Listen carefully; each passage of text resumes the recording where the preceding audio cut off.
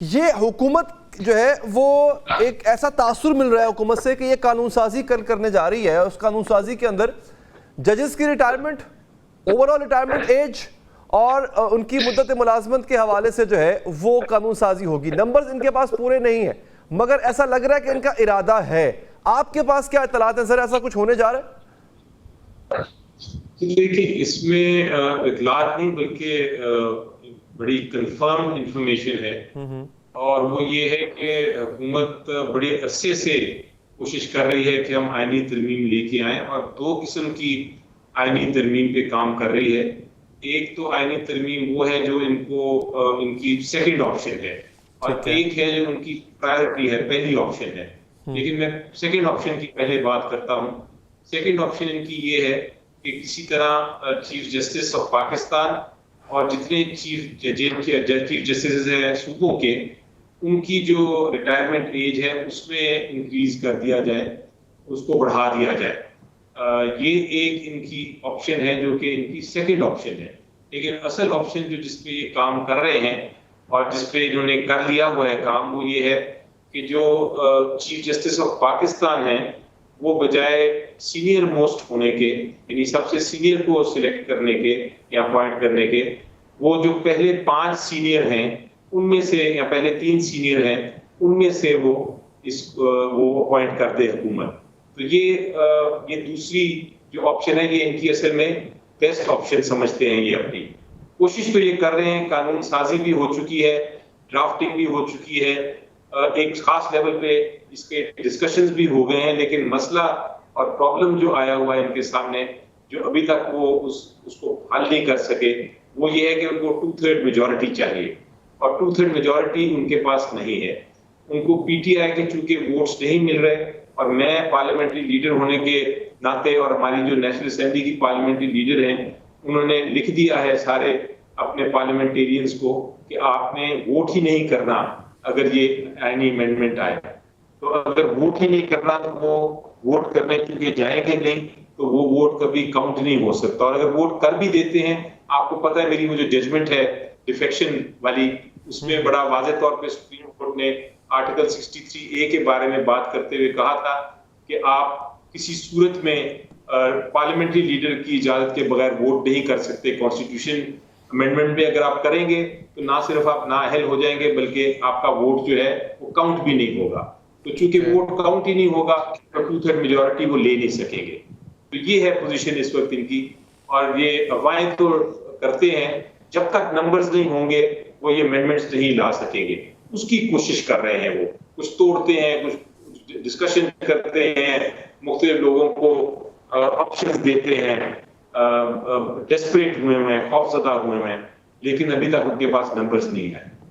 अच्छा, लेकिन सर देखिए, आर्मी चीफ की तकर्री भी तो ऐसे ही होती है, बहुत अहम ओहदा है वो।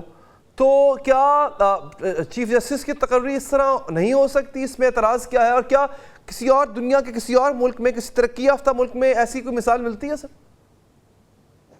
देखिए, बिल्कुल इसमें कोई शक नहीं है कि चीफ जस्टिस की जो एक बना हुआ है हमारा ट्रेडिशन और जो हमारा आइन कहता है, वो तो बड़ा सिंपल और उस पर जजमेंट्स भी आ चुकी हुई हैं।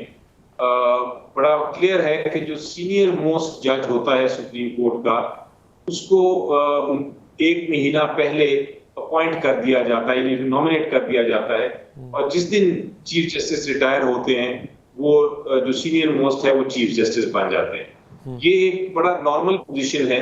इस सारे मामले को जिस तरह इस वक्त ट्रीट किया जा रहा है और जिस तरह कोशिश हो रही है, उससे आपको लगता ये है जिस तरह के कोई वजह है।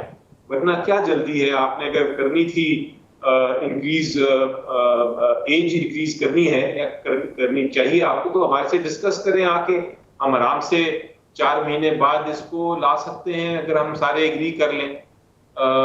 बट ये क्या जरूरत है कि इसको आपने अक्टूबर के एंड से पहले आपने इसको अमेंडमेंट को लेके आना है। यहाँ आपको फिर लगता है कि जिसका नीयत दुरुस्त नहीं, यहाँ आपको नजर आता है और ये शायद साबित भी हो जाता है कि हुकूमत जो है वो सिर्फ ये चाहती है कि एक खास शख्स चीफ जस्टिस के ओहदे पे रहे। ये उनकी गलतफहमी है वैसे मेरी नजर में। ये इस तरह अदालतें काम नहीं करती, लेकिन हुकूमत है, खौफजदा हुई है, परेशान है, वो अजीब उनके दिमाग में सोच आती है। अब उनका दिमाग की सोच जो है इस पे फिक्स हो गई है कि हमें चीफ जस्टिस किसी तरह अपना लगाना है। उसे फर्क कोई नहीं पड़ेगा, लेकिन बहरहाल ये उनके दिमाग में एक बात है और वो उसकी कोशिश कर रहे हैं। अच्छा बैरिस्टर साहब, इसके लिए अक्सरियत चाहिए है, वो इनके पास है नहीं, वो वाली अक्सरियत जिससे आप कानून साजी कर सके इतनी बड़े पैमाने पे। तो नंबर्स पूरे नहीं हैं। अब इसको अगर आप रोकना चाहेंगे इस कानून साजी को, तो कैसे रोकेंगे? देखिए, नंबर्स जो पूरे नहीं तो फिर कानून साजी हो नहीं सकती, यानी आईनी तरमीम नहीं हो सकती। अगर उनके पास नंबर्स आ गए तो फिर ख्वाजा आसिफ कहते हैं नंबर पूरे कर लिए हमने, वही तो प्रॉब्लम है सर। ऑब्वियस तो यही बात है कि नंबर पूरे नहीं है, लेकिन ये इतना कॉन्फिडेंट क्यों है सर? इससे आपको हैरत नहीं हो रही? देखिए, अभी तक जो मेरी अंदर से डिस्कशन, अनऑफिशियल डिस्कशंस होती हैं, वो बातें तो यही करते हैं कि जी हम कोशिश में नाकाम हो चुके हैं, लेकिन हो सकता है वो ब्लफ कर रहे हो सकता है उनके पास हो।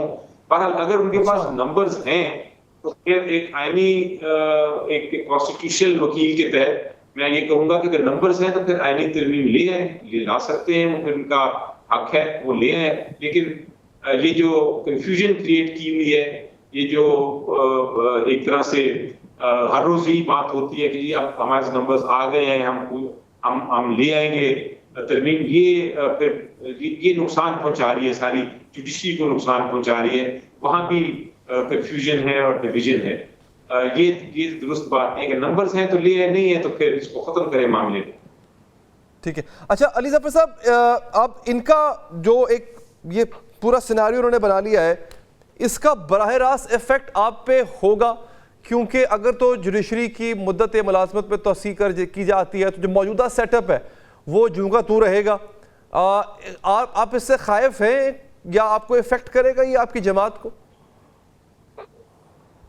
देखिए, हमने ऑब्वियसली एक इशू तो बना हुआ है, क्योंकि हमारे मुताबिक कुछ ऐसे फैसले आए हैं जो कि दुरुस्त नहीं थे। मसलन सबसे बड़ा फैसला जो बिल्कुल मेरी नजर में आइन के खिलाफ था, फैसला कानून के खिलाफ था, वो फैसला सिंबल केस, जिसको पूरी दुनिया ने एक तरह से मुस्तरद किया और कहा कि ये खिलाफ कानून है।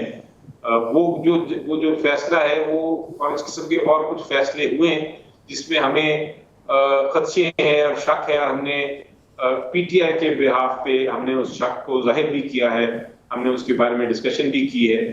लेकिन मेरी अपनी जाती राय है कि उससे एंड में फर्क नहीं पड़ता।